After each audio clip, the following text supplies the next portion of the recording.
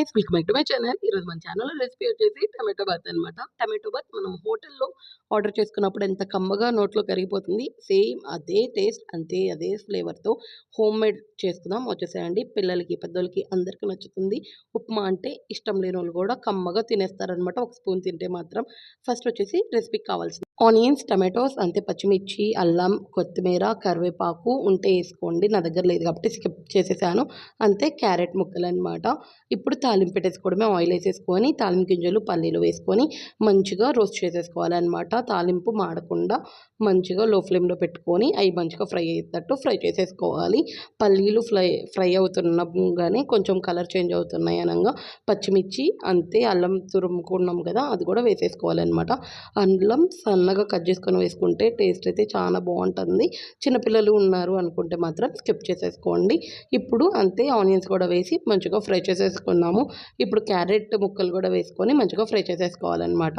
Vegetables అన్నీ వేస్తే taste కూడా చాలా బాగుంటుంది. ప్లెయిన్గా చేసుకోవాలన్నా సేమ్ ఇదే ప్రాసెస్లో ఉట్టి ఆనియన్స్, టమాటోస్ కూడా వేసుకొని చేసేసుకోవచ్చు అనమాట. వెజిటేబుల్స్ అన్నీ ఉంటే చాలా బాగుంటుంది అనమాట టేస్ట్ అయితే. ఫస్ట్ అయితే ఇంకా ఆనియన్స్ ఇవన్నీ మంచిగా ఫ్రై అవుతున్నాయి కదా, ఇప్పుడు మనం కట్ చేసుకున్న టమాటోస్ అనమాట. టమాటో బాత్ కాబట్టి టమాటోస్ ఎక్కువ క్వాంటిటీలోనే పడుతుంది అనమాట. నేను తీసుకున్న క్వాంటిటీకి 2 టమాటోస్ అయితే వేసాను. మీరు తీసుకున్న క్వాంటిటీకి తగ్గట్టు వేసుకోండి. కొంచెం చేసుకుంటే 1 లేదా 4 అట్లా క్వాంటిటీకి తగ్గట్టు టమాటోస్ అయితే అడ్జస్ట్ చేసుకోండి. టమాటో బాత్ కాబట్టి టమాటోస్ అయితే ఎక్కువ పడతాయి అనమాట. ఇప్పుడు టమాటాలు కూడా కొంచెం మంచిగా ఫ్రై అయ్యేలాగా ఫ్రై చేసేసుకోవాలి. ఆ స్కిన్ అనేది ఊడితే చాలన్నమాట. మరీ ఓవర్ ఫ్రై అవసరం లేదు, అలా అని మరీ ఫ్రై అవ్వకుండా కాదనమాట. మీడియం ఫ్లేమ్లో పెట్టి మంచిగా టమాటోస్ని ఒక 5 మినిట్స్ అయితే ఫ్రై చేసేసుకోవాలి.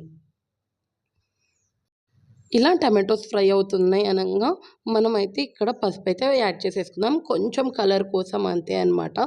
లేదు స్కిప్ చేసుకోవాలనుకుంటే స్కిప్ చేసేసుకోవచ్చు. లైట్గా ఆ ఫ్లేవర్ కోసం అంతే, ఆ కలర్ అదంతా చాలా బాగుంటుంది అనమాట పసుపు వేసుకుంటే. అందుకని పసుపు కూడా 1 స్పూన్ వేసేసుకొని మంచిగా పసుపుని కూడా వేయించేసుకోవాలి పచ్చివాసన పోయేదాకా.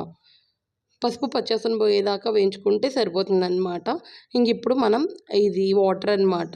నేను ఒక గ్లాస్ ఆఫ్ రవ్వ తీసుకున్నాను. దానికి 4 గ్లాసెస్ ఆఫ్ వాటర్ అయితే వేస్తున్నాను అనమాట. మీరు తీసుకున్న క్వాంటిటీకి మీరు దానికి డబల్ అయితే వేసుకోవాలన్నమాట. కొంచెం లూజ్గా ఉంటేనే టమాటో బాత్ అనేది టేస్ట్ కూడా చాలా బాగుంటుంది కాబట్టి ఒక కప్పుకి నేను 4 కప్స్ అయితే వాటర్ యాడ్ చేసేసాను. మీరు మీ క్వాంటిటీకి తగ్గట్టు యాడ్ చేసేసుకోండి. వాటర్ వేసాక వాటర్ కొంచెం మరుగుతుంది అనగా ఈ స్టేజ్లో సాల్ట్ అయితే వేసేసుకోవాలన్నమాట. సాల్ట్ వేసుకొని ఒకసారి చెక్ చేసేసుకుంటే సరిపోతుంది.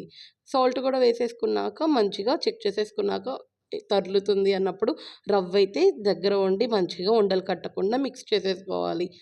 ఇంతే అనమాట సింపుల్గా రెసిపీ. రవ్వ వేయంగానే ఏముంది ఫటాఫట్ అని ఒక 2 మినిట్స్లో అయితే టమాటో బాత్ రెసిపీ రెడీ అవుతుందనమాట. ఉప్మా అంటే ఇష్టం లేని వాళ్ళు కూడా మంచిగా తింటారు. ఇంకొక చిన్న టిప్ అయితే ఇక్కడ ఉందనమాట, చూపిస్తా వచ్చేసేయండి.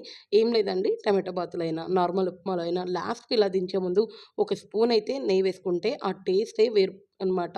మనం హోటల్స్లో చేసుకుంటే ఆ కమ్మని ఫ్లేవర్ ఒకటి వస్తుంది కదా, అది హోటల్లో ఆర్డర్ చేసుకొని తింటే ఆ కమ్మని ఫ్లేవర్ అనేది ఉంటుంది కదా, ఉప్మాలో అయినా టమాటో బాత్లో అయినా అది ఇక్కడి నుంచే వస్తుందన్నమాట.